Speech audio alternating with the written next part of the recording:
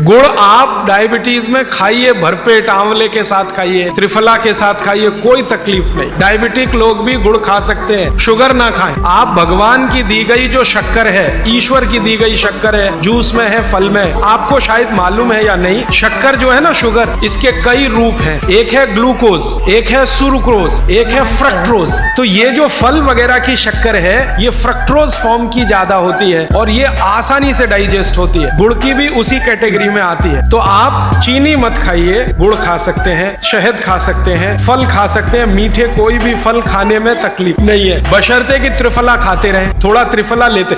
अगर आप में से कोई लोग ऐसे हों जो ये कहें कि हम व्यसन छोड़ना चाहते हैं, छूटता नहीं, तो आपको बीड़ी सिगरेट की तलब ना आए, गुटखा खाने की तलब ना लगे, शराब पीने की तलब ना हो, इसके लिए एक छोटा सा उपाय बताता हूँ। अदरक ले लो, छोटे टुकड़े कर लो, नींबू निचोड़ लो, फिर उसमें काला नमक मिला लो, धूप में सुखा लो। सुखाने के बाद वो तैयार हो गया। तैयार होके इसको जेब में रखो। जब दिल में तलब उठे, बीड़ी पीना, सिगरेट पीना, दारू पीना, गुटखा खाना, एक टुकड़ा इस अदरक का निकाल के जीभ पे रखो, चूसना शुरू कर दो। जैसे ही वो रस आपके लार में घुलना शुरू हो जाएगा, आप देखना इसका चमत्कारिक असर होगा। दुनिया का सबसे बड़ा औषधि केंद्र हमारा रसोई घर है। अब दुर्भाग्य से हम रसोई में जिनको मसाला कहते हैं ना, मसाला, वहां मसाला कुछ नहीं है, सब औषधि। ये मसाला तो शब्द ही भारत का नहीं है, पहले तो ये बता दो। ये अरबिक शब्द है, ये विदेशी आए तो ये शब्द भी आया। हिंदुस्तान में 17वीं 18वीं शताब्दी का साहित्य जब मैं पढ़ता हूँ, तो जब तक मुगलों का राज्य रहा तब तक मसाले शब्द का बहुत उपयोग है। मुगलों के राज्य के पहले एक भी जगह किसी भी शास्त्र में मसाला नहीं है। पुराने जितने लेखक हुए हैं ना, 10वीं शताब्दी के पहले के, कहीं भी किसी ने मसाले शब्द का इस्तेमाल ही नहीं किया।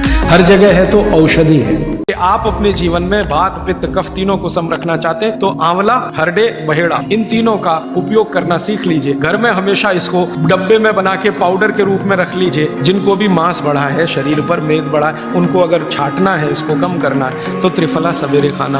भागवत जी कहते हैं कि जब त्रिफला खाएं तो 3 महीने लगातार खाने के बाद थोड़े दिन छोड़ देना, माने 15-20 दिन छोड़ देना, फिर अगले 3 महीने खा लेना। वो कहते हैं कि ये छोड़ना जरूरी है बीच, नहीं तो शरीर को आदत लग जाती। आप त्रिफला नहीं खा सकते तो आंवले ही खा लीजिए। 4 आंवले, 3 आंवले रोज खा लीजिए। आंवले को मुरब्बा बना के खा लीजिए और आंवले का अचार बना के खा लीजिए। आंवले की चटनी बना के खा लीजिए। जैसे भी है आंवला खा लीजिए, तो साल भर में आप देखोगे आप पहले से ज्यादा स्लिम और ट्रिम हो जाएंगे। दूध एक अकेली चीज है पूरी दुनिया में जो लगाने के 2 मिनट बाद ही गंदगी को खींच लेता है। इसलिए ब्यूटी पार्लर में मिल्क क्लिनजिंग होता है, सोप क्लिनजिंग कहीं नहीं होता। 1-2 चम्मच दूध लगता है। 1-2 चम्मच कच्चा दूध लेके तेल की तरह से रगड़ लो, पानी से नहा लो, तो त्वचा एकदम नरम रहती है। त्वचा नरम रहेगी तो कोल्ड क्रीम का खर्चा बचेगा। बेसन से नहाओ, चने के आटे से, मुल्तानी मिट्टी से नहाओ। हमारे देश में महाशिवरात्रि का त्योहार आता है, शंकर भगवान को दूध से ही नहलाते, तो भक्त क्यों नहीं दूध से नहा सकते? हम जब बुजुर्गों के पांव छूते हैं ना, तो वो आशीर्वाद देते हैं, दूधो नहाओ पूतो फलो।